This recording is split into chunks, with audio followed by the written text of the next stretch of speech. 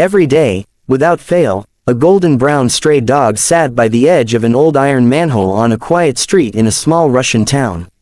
His fur was dirty from the dust of the roads, and his ribs showed faintly under his skin, yet his eyes never wavered. Every morning he padded softly to the same spot, lowered his head, and peered into the dark slit between the heavy iron lid and the crumbling pavement. Then he would whimper, sometimes bark, and refuse to leave until nightfall. At first, the townspeople ignored him. Stray dogs were not unusual, and most people passed by without a second glance. But after weeks turned into months, whispers began to spread.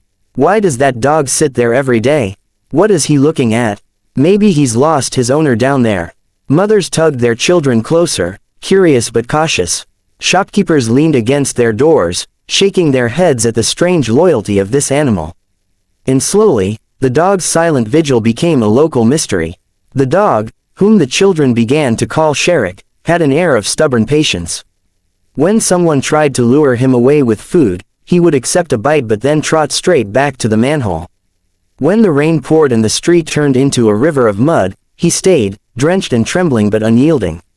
Even in the brutal cold of winter, when frost clung to his whiskers and his paws bled from ice, he curled up right beside the manhole, as if guarding something hidden beneath. One elderly woman, Galina Ivanovna, grew particularly attached to the sight. She lived alone after her husband passed, and each day she carried a piece of bread to Sherik. She would stroke his head gently and whisper, "Poor soul, what are you looking for down there, hum?" But Sherik never answered, only pressed his nose to the cold metal and whimpered softly, his tail curled tightly around his body. The mystery gnawed at the townspeople's curiosity. Finally, after nearly 3 months of this strange behavior, a group of locals decided to act. Among them was a young mechanic named Pavel, whose workshop was nearby, and a schoolteacher named Marina, who had grown fond of the dog's gentle eyes. Together with Galina, they contacted the municipal workers and requested that the manhole be opened. The workers grumbled at first. Sewer covers were heavy, and the underground tunnels were not pleasant places to explore. But the small crowd that gathered that morning convinced them. Even children skipped school to see what was hidden below, and the air buzzed with excitement and unease. As the men pried open the lid with long iron hooks, Sherik barked furiously, circling, whining, his whole body quivering with anticipation. The heavy lid scraped aside with a metallic shriek, and a foul smell rose from the darkness below. The people stepped back, covering their noses. But Sherik leapt forward, peering down into the hole, barking wildly now, his voice echoing off the damp stone walls of the tunnel. And then, from deep inside the sewer, came a faint sound.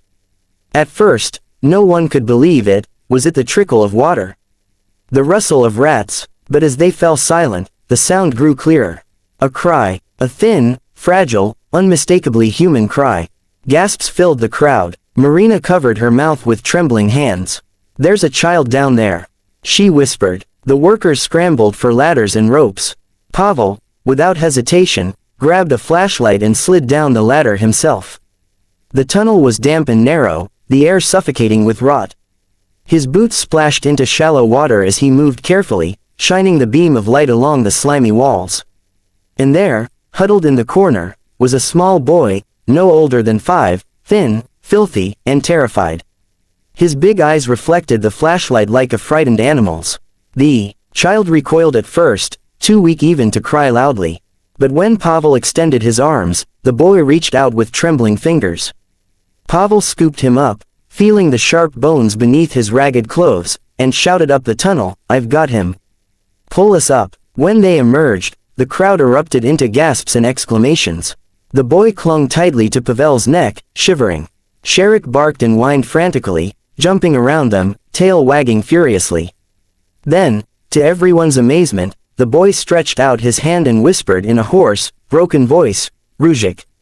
The dog froze, then whined, pressing his face into the boy's small hand. Tears welled in Galina's eyes as the truth became clear. This was no stray. Sherik, or Ruzhik, as the boy called him, was the child's dog, and he had been waiting by the sewer all along. The townspeople rushed the boy to the local hospital, where doctors declared he was severely malnourished but miraculously alive. Over the next days, Pieces of the heartbreaking puzzle came together. His name was Misha. He and Ruzhik had lived with Misha's mother in a nearby apartment. But one night, during a bitter argument with her partner, the mother disappeared, leaving Misha alone. Lost and wandering, the boy had fallen through a broken sewer grate while searching for his dog. For days, then weeks, he remained trapped in the damp tunnels, surviving on tiny puddles of water and scraps of bread that Ruzhik somehow pushed through the cracks. The dog never left his side, always returning to the manhole to guard him, barking whenever someone passed, as if begging for help. It was a miracle that Misha survived, and it was only because of Ruzhik's loyalty that he was finally found. The town was shaken by the story. Newspapers picked it up, and reporters came to interview the boy and his dog.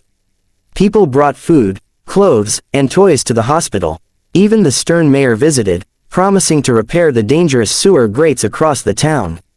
Misha, though shy and weak, began to smile again, especially when Ruzhik was allowed to sit by his bed, licking his hand gently and wagging his tail. But challenges lay ahead. Social services began asking where Misha's family was. His mother had disappeared without a trace, and his father had left years earlier. There was talk of sending him to an orphanage. When Misha heard this, his fragile heart sank. He clung to Ruzhik and whispered, "I don't want to go anywhere without him." The officials shook their heads. Dogs are not allowed in orphanages. The words shattered Marina, the schoolteacher who had been visiting Misha every day. She had grown deeply attached to the boy, reading him stories, bringing him crayons and paper to draw. She knew the pain of loneliness herself. Her husband had died young, and she had no children of her own. Looking into Misha's pleading eyes, she felt a surge of determination. "If he cannot keep his dog in the orphanage," she said firmly, "then he will not go there. He will come home with me." The process was not easy. Marina had to prove she could support a child, that she had space in her small apartment, that she could handle the responsibility. Officials asked endless questions, and more than once it seemed hopeless. But every time Marina thought of giving up, she remembered the way Ruzhik had refused to abandon Misha, no matter the weather, no matter the danger. If a dog could show such unwavering devotion, how could she do any less? Weeks later, after countless papers and inspections, the approval finally came. Misha was placed into Marina's custody, and Ruzhik trotted proudly beside them as they left the hospital together.